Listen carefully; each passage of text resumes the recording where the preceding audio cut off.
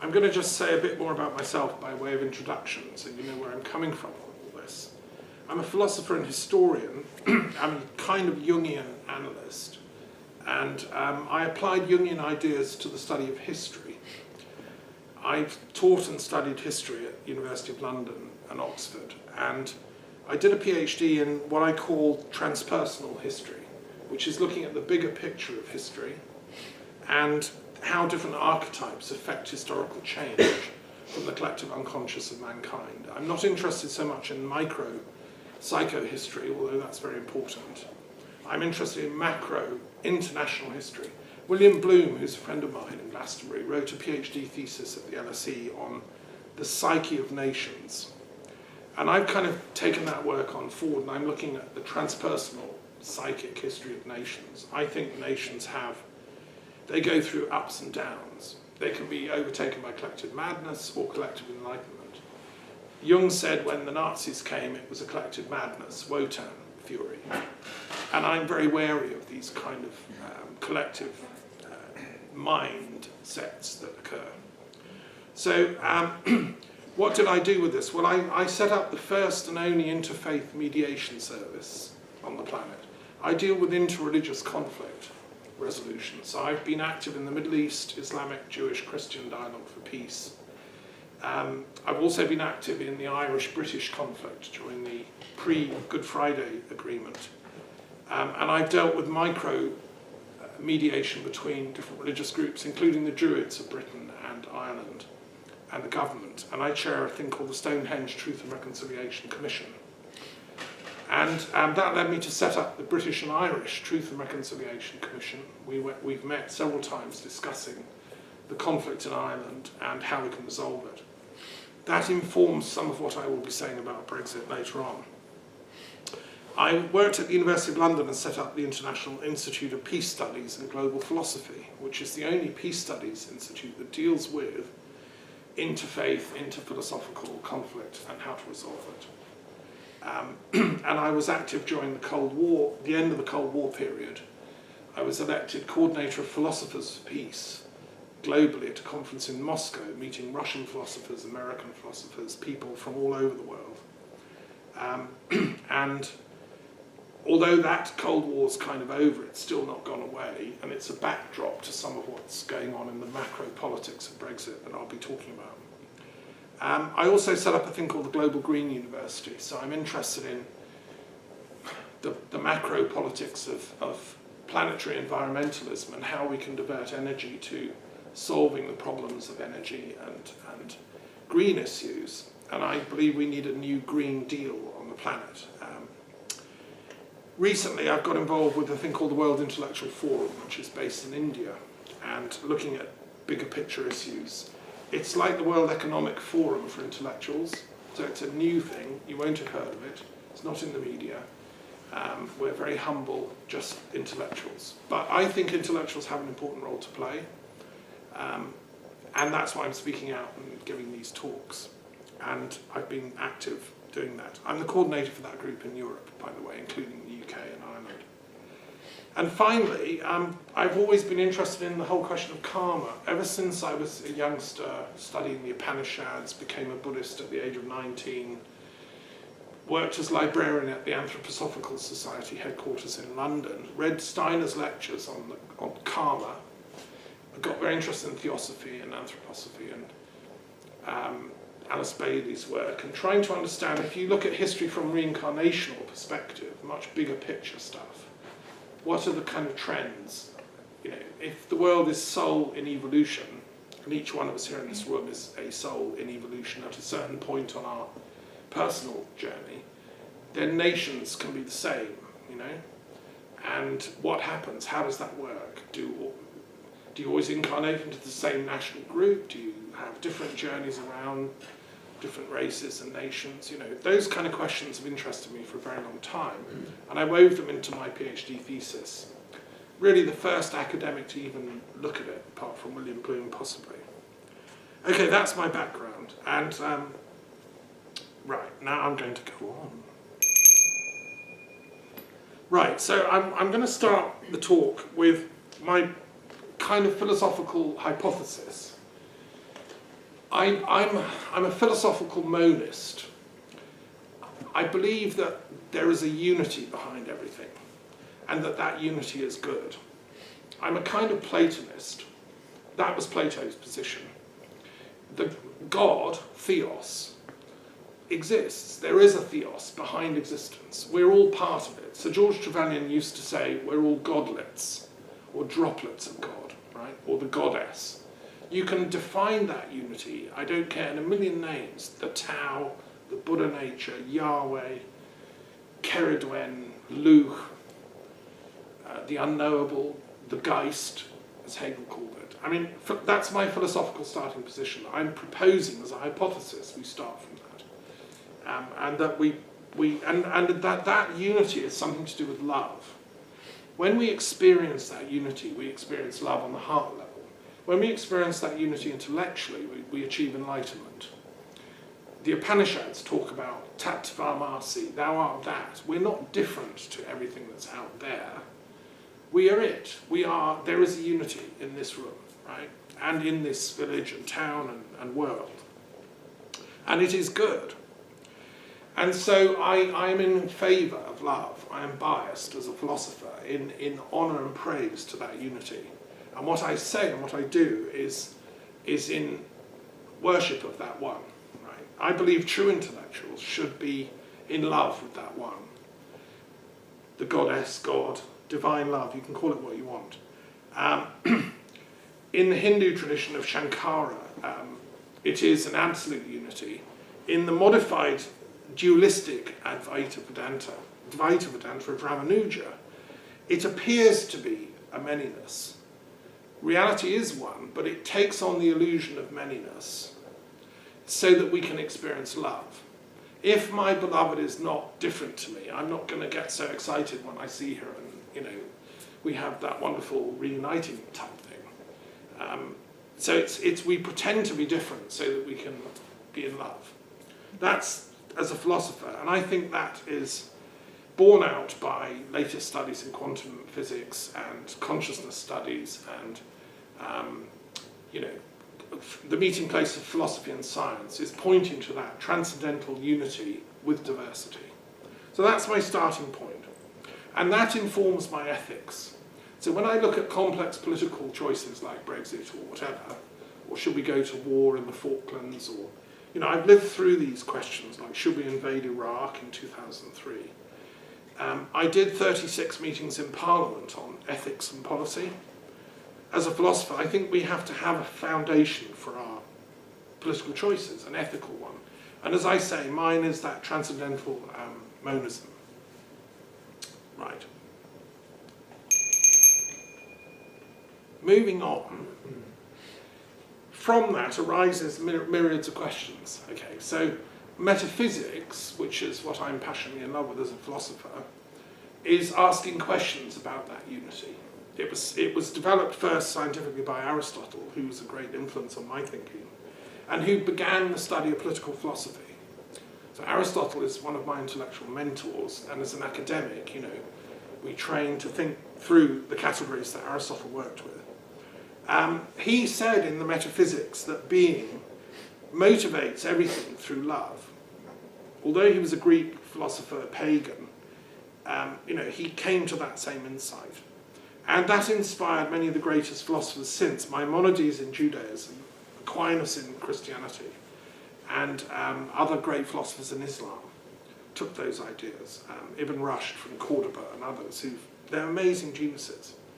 Now, so the ethics of this is that when possible, we should strive towards unity, be it in a family or in a community, whatever. Now, I would argue, and I'm going to argue, I'm a Canadian-British dual citizen. I have both nationalities, and I chose to come and spend some of my time in Canada, some in Britain.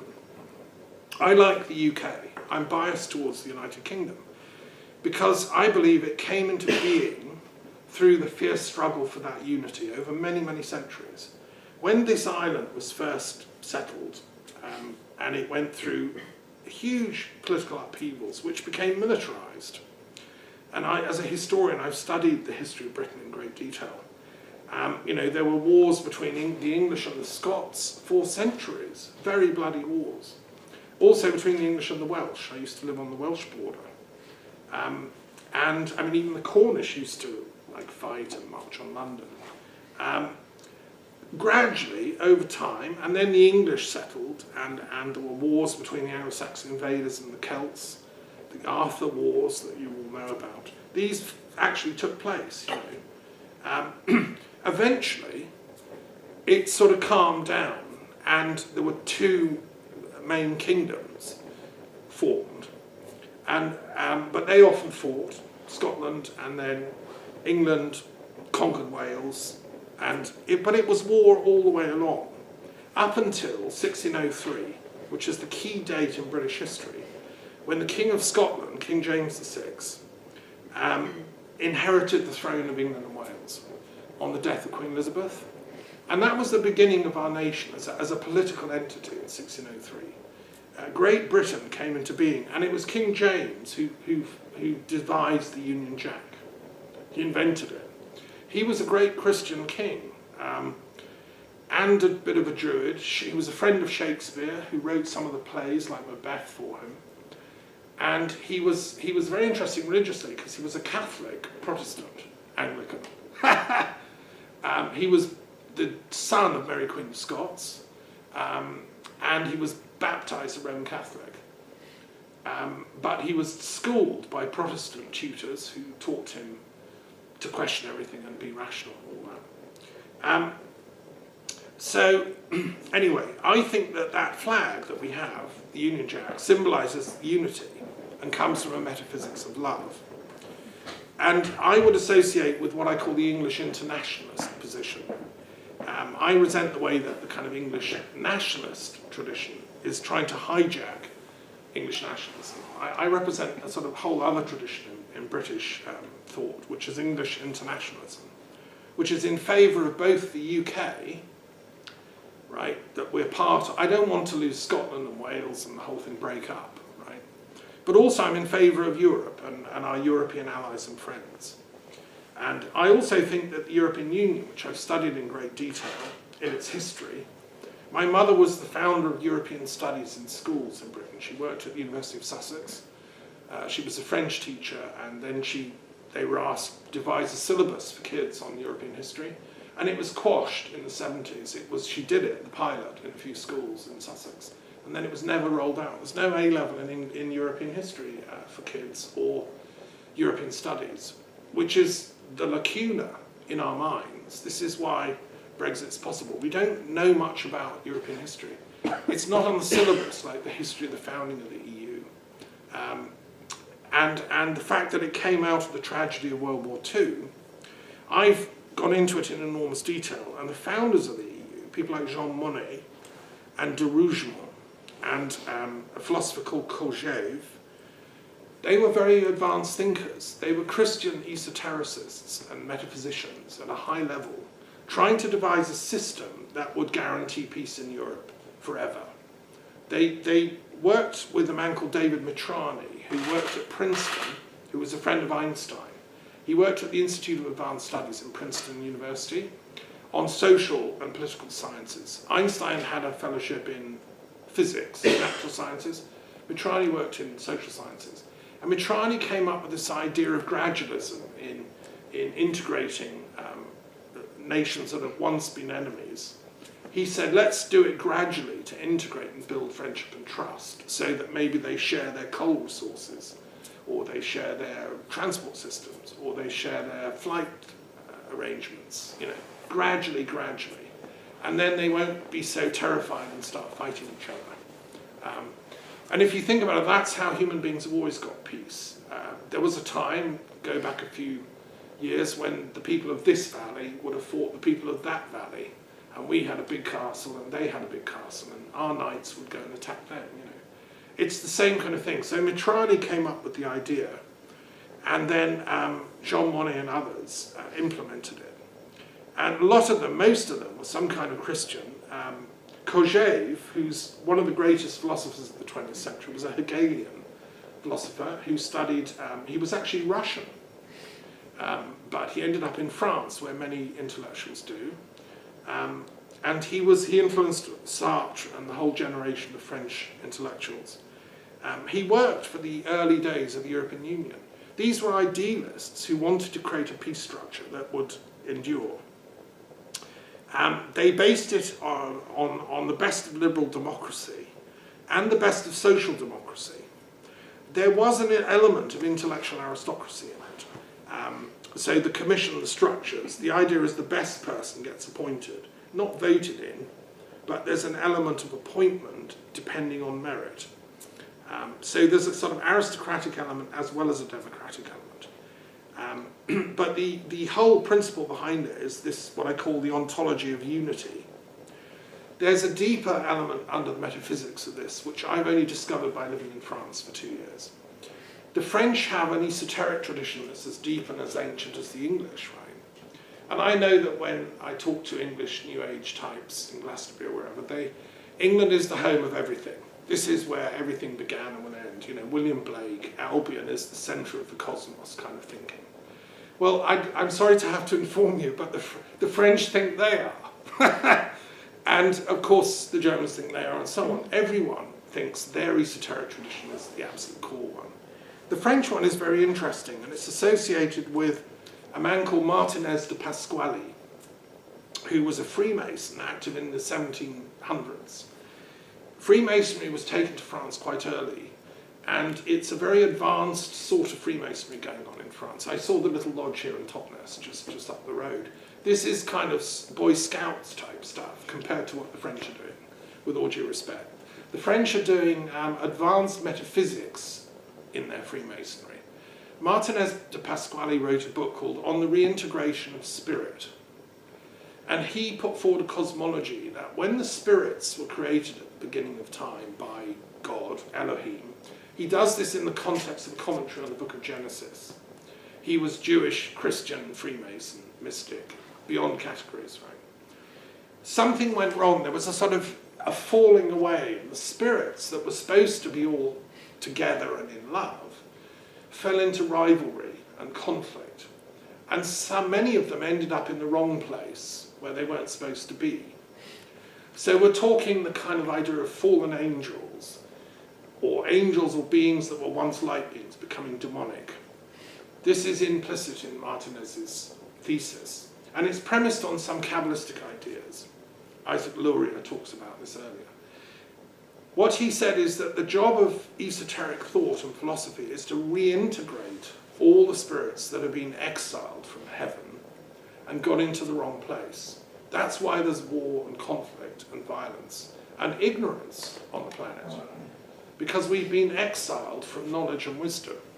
And therefore, the core idea of Martinez is integration or reintegration. And it's a spiritual and metaphysical process.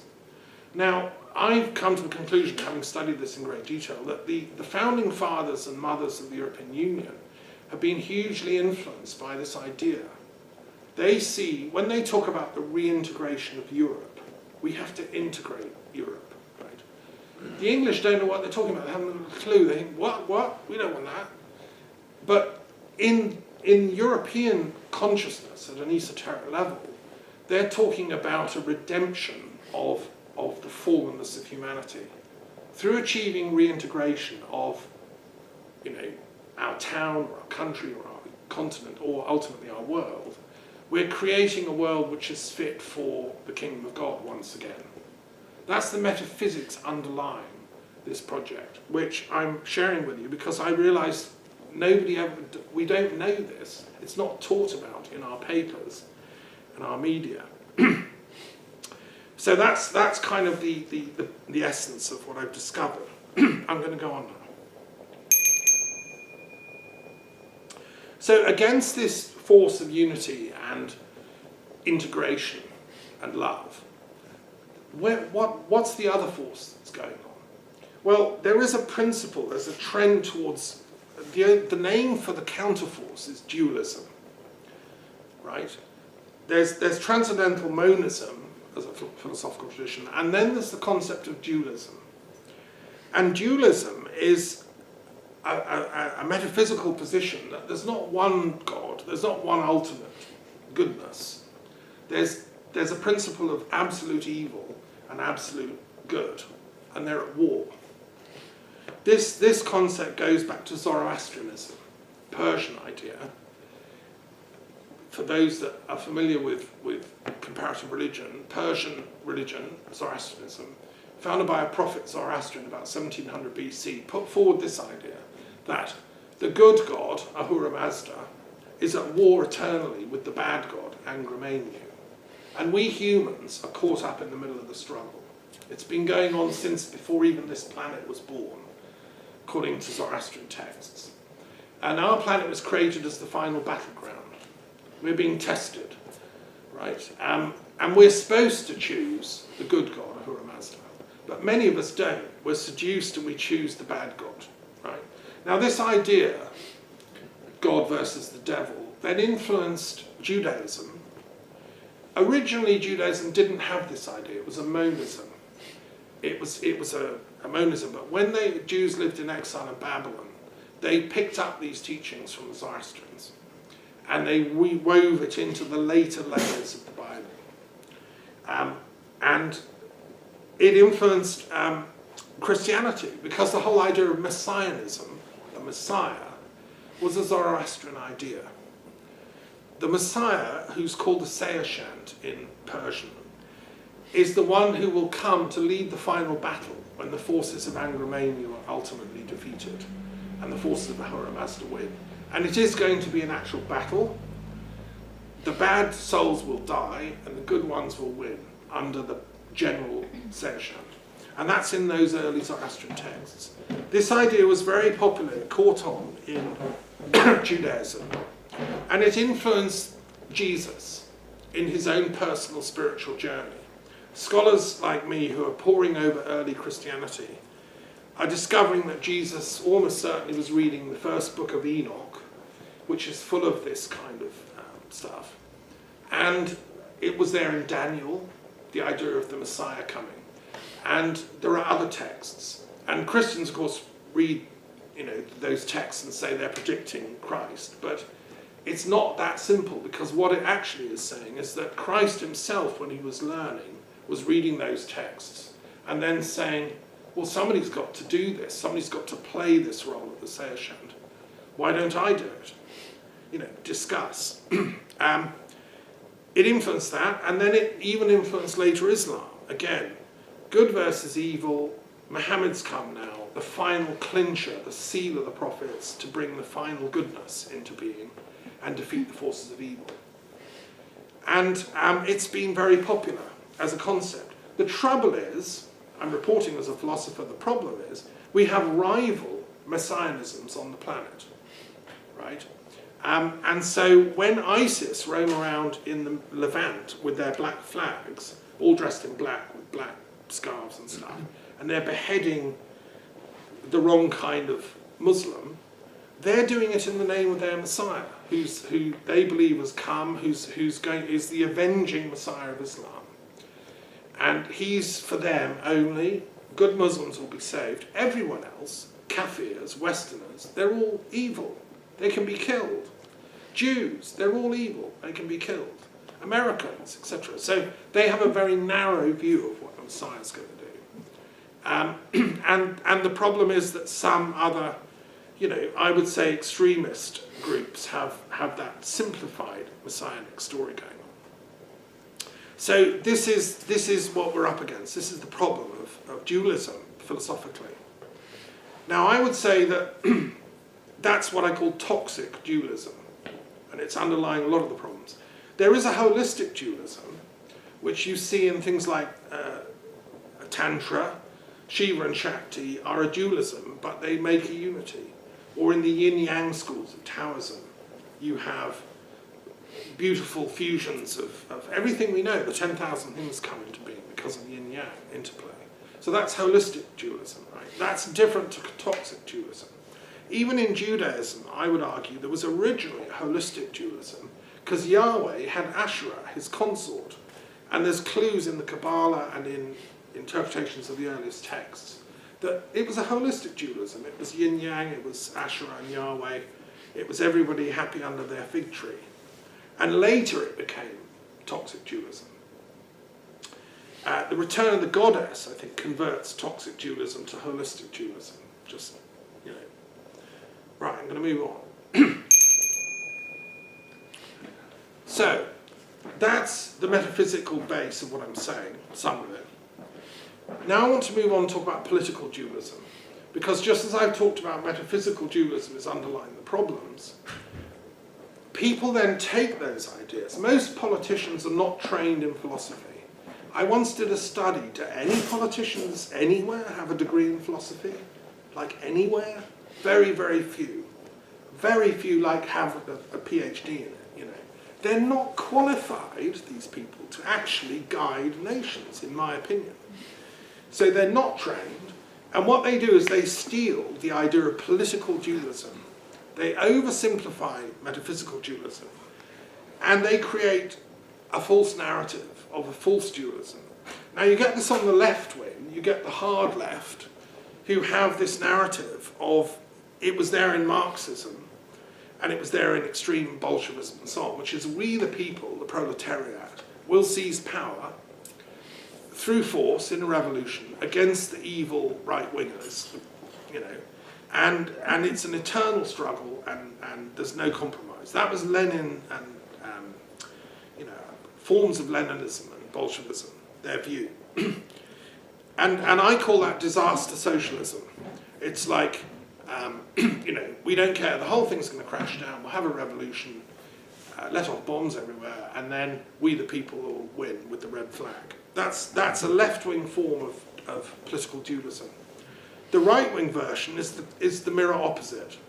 They like the nation, right?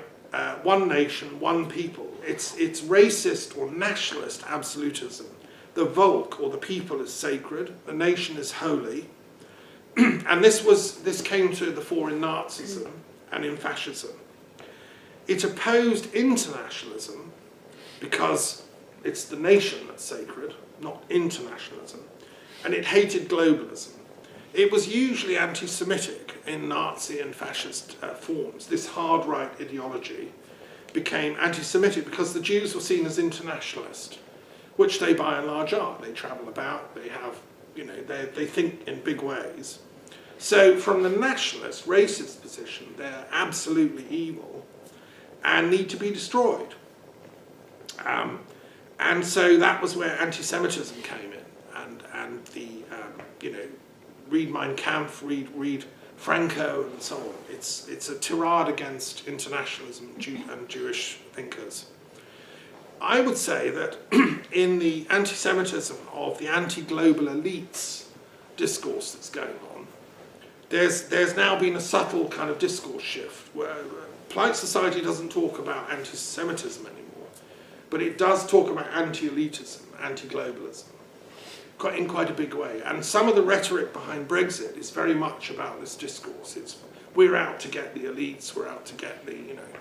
Now, I listen to Steve Bannon, who's the main spokesman intellectually for this whole ideology. He calls it nationalist, he's an economic nationalist, but actually he's much more than that. He's a racist nationalist.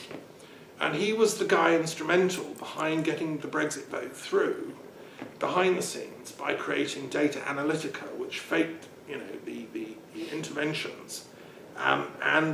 He's a very close chums with Nigel Farage, and also he was the policy advisor to Trump in the first year of Trump's administration. So now his ideology, I listened to him at the Oxford Union debates, is what I'm talking about. It's hard right, nationalist triumphalism. In his version, it's America is the best nation that's ever been under God. And their job about reclaiming America, making it great again, is making it the top superpower nation that then can take over and do what it wants with any other nation on the world. It'll have enough firepower and economic power and so on. Now, some of the people that have flocked to this banner in America are often the white racist, you know, underclass, the Ku Klux Klan types, who march, you know, to defend white rights. And unfortunately, they've made an alliance with those types in Britain, because there's an underclass here in Britain, the English nationalist movement, who also draw, like Steve Bannon, on pseudo-occult views, like, you know, kind of, they dress this up as we're descended from Atlantis, all the other people aren't. You know, it becomes cloaked with a pseudo-occultist rhetoric. And, but what's dangerous about it is it becomes a political dualism that can then target the other. The other is unmentionable and can be defeated. And for these people, the other is Europe. The other has become the European Union. And Steve Bannon went on, you know, he revealed himself. He came out as a warlock when he said, I'm going to take a stake and drive it through the heart of the European Union in Brussels, because it's the vampire. You know, these people hate. Now, why do they hate Europe so much? Well, Europe is, by and large, kind of in favour of social democracy. One of the things that the European Union allows people to do is like have a social democratic kind of system. And it has a social chapter on your rights as an individual, to freedom of thought, to things like social insurance, healthcare. It's not about individualism. The European Union's metaphysics, as I said, is based on unity. And the social chapter, if you read it, guarantees your rights in the community, right? Whereas the American hard-right Republican Bannon version of reality is based on extreme individualism. Some of the people, top people around Trump and Bannon, look to Ayn Rand as their thinker, an American woman who advocated extreme political egotism. And they come to a position where socialism, social democracy, is literally evil, because we should all be out for what we can personally get. She was a Russian Jew who came from a bunch of people that fled, ended up in Hollywood, and you know, I'm not blaming her personally, but with all due respect, it's a very silly load of ideas. Ayn Rand never actually studied philosophy properly. She was a novelist, and it's street level philosophy for the masses. But unfortunately, these people lapped it up. In America, these are semi-educated people now in power, advocating this extreme individualism. And why they want to destroy the EU and why they're in favour of Brexit and created the engineering to make it possible is because, hey, EU's evil, it's socialist, let's drive stakes in its heart. That's where they're coming from. It's that stupid, with all due respect. And it's coming from political dualism, as I've explained. So, Brexit, therefore, becomes the sword arm of American right-wing extremist individualism and white racism. And unfortunately, the people of Britain, not being trained or educated in philosophy and ethics to any degree, and that could be deliberate. I worked for 10 years as a philosophy teacher in schools in Britain and have done my best to actually educate kids, but, you know, unfortunately have swallowed because political dualism is a very simple line to win on. It's like, we're the good guys, they're the bad guys.